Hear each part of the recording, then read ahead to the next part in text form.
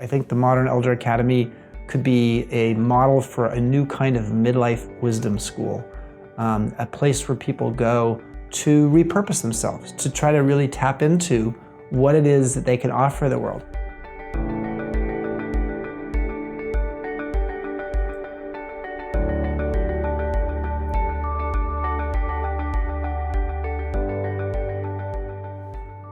So I started writing my book, Wisdom at Work, The Making of a Modern Elder, soon after I stepped away from a full-time position at Airbnb and I moved into a strategic advisor role.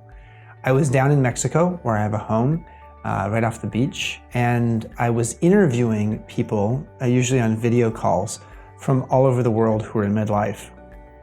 And what I kept hearing over and over again was the combination of anxiety and bewilderment.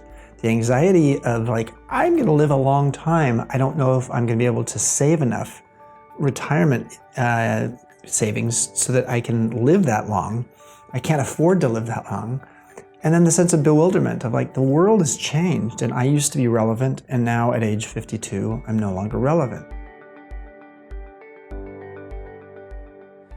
So that's what got me thinking like, wow, we don't have rites of passage or rituals or celebrations in midlife. What we've historically done a great job in society is to create rituals that help people go through transitional times, whether it's puberty, moving from adolescence to adulthood, getting married, having a baby, dying.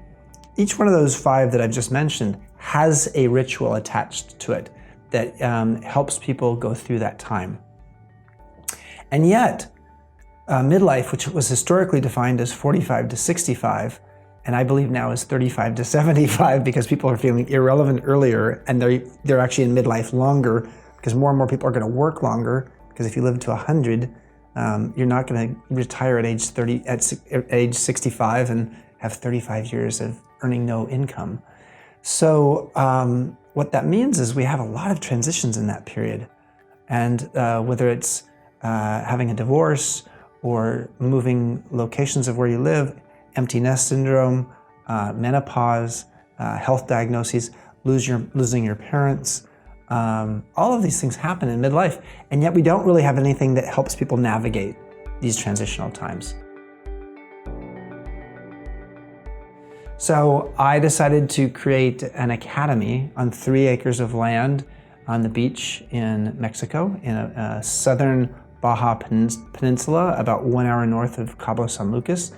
I called it the Modern Elder Academy, and we opened on a beta basis to people in early 2018.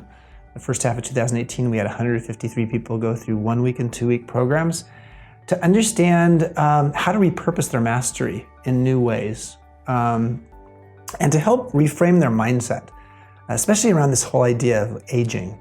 You know, is aging a good thing or a bad thing? Generally, aging is perceived as a bad thing, but what's the upside? What are the unexpected pleasures and benefits of aging? And what can you bring to the world